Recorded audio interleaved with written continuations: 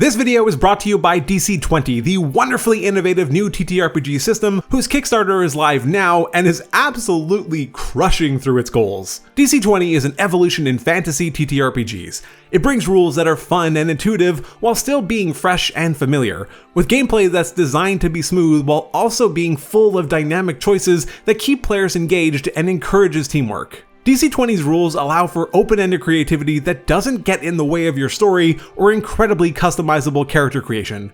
Combat is flexible and engaging and rewards your high rolls. Yes, they actually matter. All DC20 backers will get free beta access immediately when the Kickstarter ends, a free monster starter pack, a free PDF with hardcover, and the lowest price for the game that you're really gonna see. So what are you waiting for? Go back DC20 on Kickstarter now using my link in the description and the pinned comment below. Encumbrance in D&D is like a toxic former relationship. You could swear it made sense and that it should remain in place, but no matter what you change, it's just way too complicated. And eventually you realize that you don't really want anything to do with them, so you just ignore them and pretend they don't exist until someone tries to pick up like 100,000 gold, and then you think to yourself, maybe there was something there after all. But actually, Encumbrance kind of sucks. Well, I guess it's a bit more complicated than that, so let's talk about it.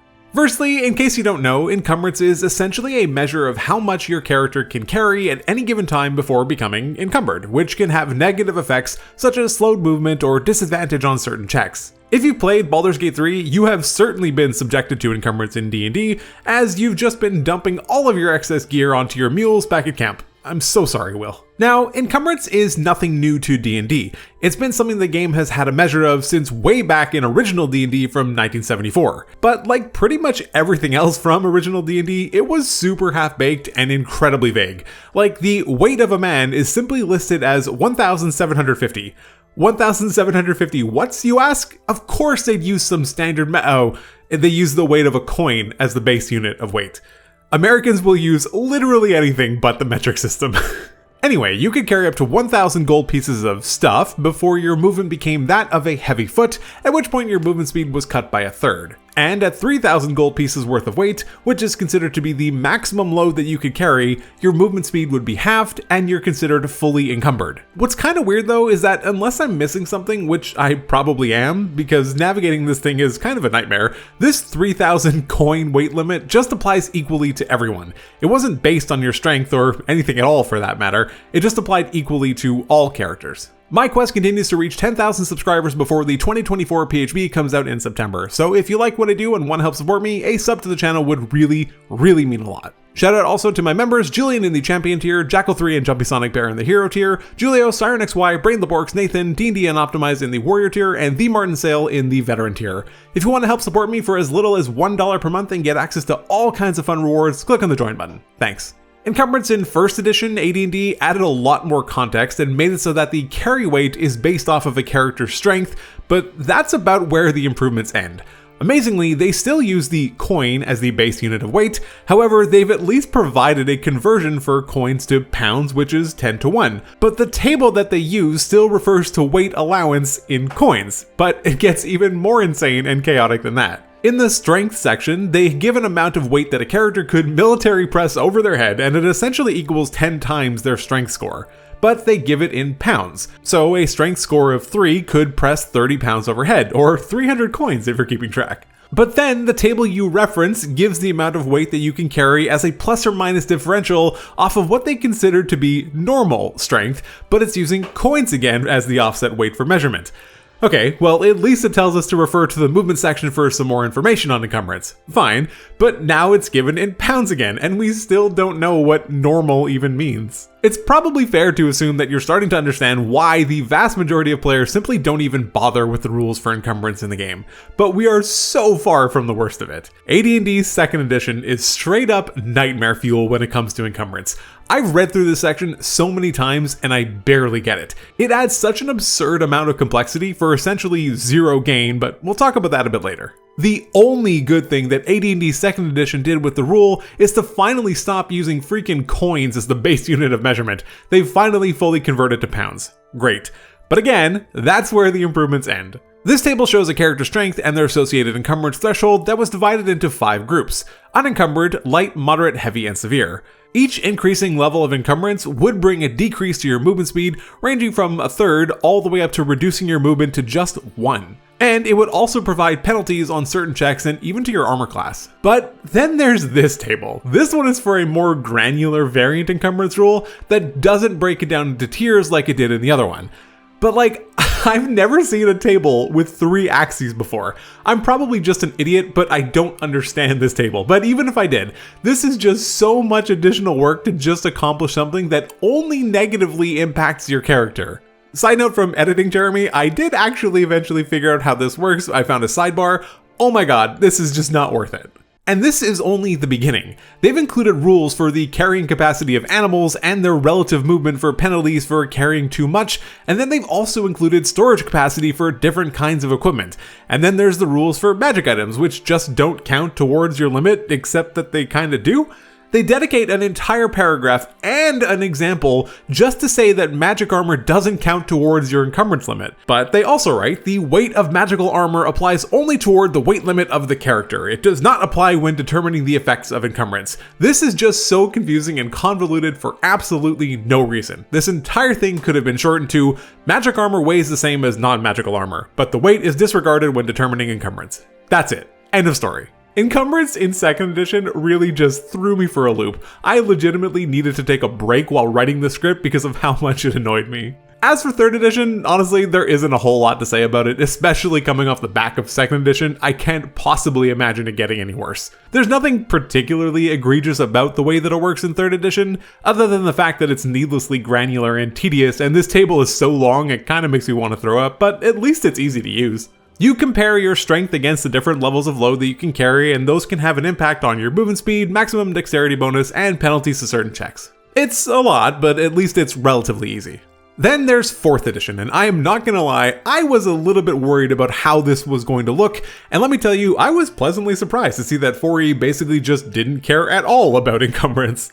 I absolutely love this paragraph, so I'm just gonna read it out. Adventurers carry a lot of gear. When that quantity becomes extreme, it might be enough to slow you down and otherwise hamper your capabilities. The amount you carry should rarely be an issue, and you don't need to calculate the weight your character is hauling around unless it's likely to matter. There are some light specifics for pushing and lifting things, but it's not particularly relevant to this discussion. This is such an incredibly refreshing take on encumbrance, and it probably isn't all that far off of what most people do in their games. The rule essentially amounts to, it's fine unless it isn't.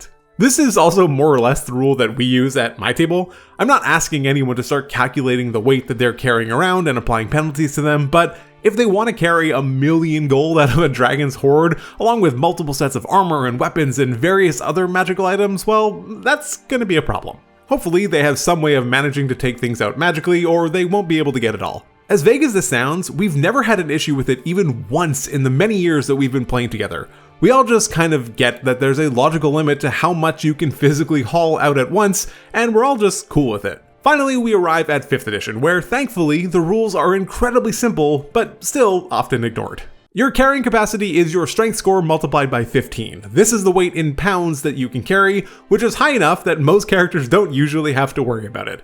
I love the inclusion of the second half of this rule, which is more or less a nod to 4th edition. They're saying, sure, there's a limit, but it's so high that it doesn't matter. For comparison, this means that a character with a strength of 10 in 5th edition can carry up to 150 pounds before it potentially becomes an issue. Looking back at 3rd edition, a character with a strength of 10 would begin to have penalties imposed on them at carrying 34 pounds.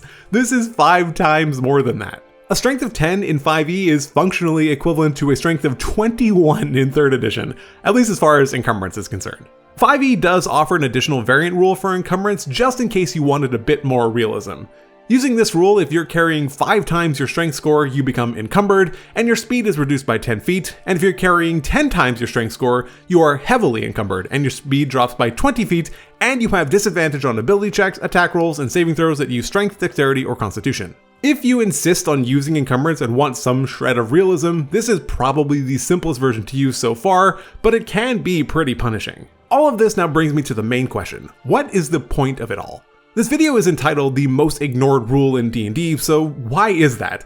I think the answer boils simply down to, this is a lot of work to implement something that only negatively impacts your character. To be clear, there is zero in-game benefit to using Encumbrance. It only has the potential to make your character worse and to add additional degrees of micromanagement into the game. If you want to play Warehouse Simulator, then this will get the job done, but it's definitely not for me, and it isn't apparently for most people either. I ran a poll on my channel recently asking people if they use the system, and of the about 700 votes at the time of writing, about 89% of respondents either don't use it at all or use a modified version of it. Because here's the thing, the only potential benefit to the mechanic is that you, as the player, not the character, get the metagame benefit of some degree of added realism, and I think these 2 points combined emphasize why basically everyone ignores the rules. When most people sit down to play a game, they more than likely just want to sit down and play a game. They want to do cool fun things and explore ancient ruins, kill some monsters, sling some spells, and collect sick loot without worrying about whether it weighs a couple of pounds too much. It doesn't add to the experience of playing the game for most people. Now, I know there are those that disagree with that take, and that's totally fine. I can understand why someone might enjoy using Encumbrance in their game. If you enjoy that extra degree of realism, or if you believe that having your group be more thoughtful and intentional with the amount of equipment that they're bringing around, it improves your overall experience, I can 100% see why you would want to run your games with it. I'm not here to detract from someone else's enjoyment of the system just because I don't particularly like it. We're just talking about why most people don't use it. And the reality is, I think most people don't use it because it's an awful lot of work to do nothing but make your character worse and add inventory stress, which is already seemingly most people's least favorite aspects of many video game RPGs too. So if you did want to add some kind of encumbrance into your game, but you don't want to bog things down, what are some of the alternatives? One option is to play it incredibly loosely, like I mentioned we do at my table. This is more or less the 4E approach. I don't worry about what my players are carrying around, plus they've probably got a bag of holding anyway, so it's super unlikely that anything is going to cause a problem. But if they're about to collect a massive hoard or something of that nature, we just kind of logically figure it out in the moment how much someone could realistically carry. This approach won't work for everyone. It requires everyone to accept a certain amount of wishy-washiness and just be okay with the fact that there is no hard and fast number to use. It's more just a feeling. Alternatively, you could take the approach of something like Diablo and use an inventory-style slot system. Each piece of gear has an associated slot, and you can wear it regardless of weight. Then you have a certain amount of slots in each character's inventory that they can designate gear and equipment to, and so on. You can even scale the amount of available inventory slots a character has based on their strength score or their modifier. One other thing worth noting is that playing using virtual tabletops does make tracking encumbrance significantly easier, since it removes the incredibly tedious manual element from it. All items have their weights hard-coded into them, so if characters are using these digital sheets, all the work is taken care of for you. It is kind of funny though that even D&D Beyond recognizes that so few people use it that the option to use encumbrance or not is one of the first options you're presented with during character creation. At the end of the day, encumbrance has its place in a very specific group that is looking to add that sort of element to their game. It's not something that most people want to get bogged down with and have to think about, but for those that do, it's nice that the option does exist, and I'm glad that 5e has at least made it fairly simple to use. I never want to read the 2nd edition rules for it ever again.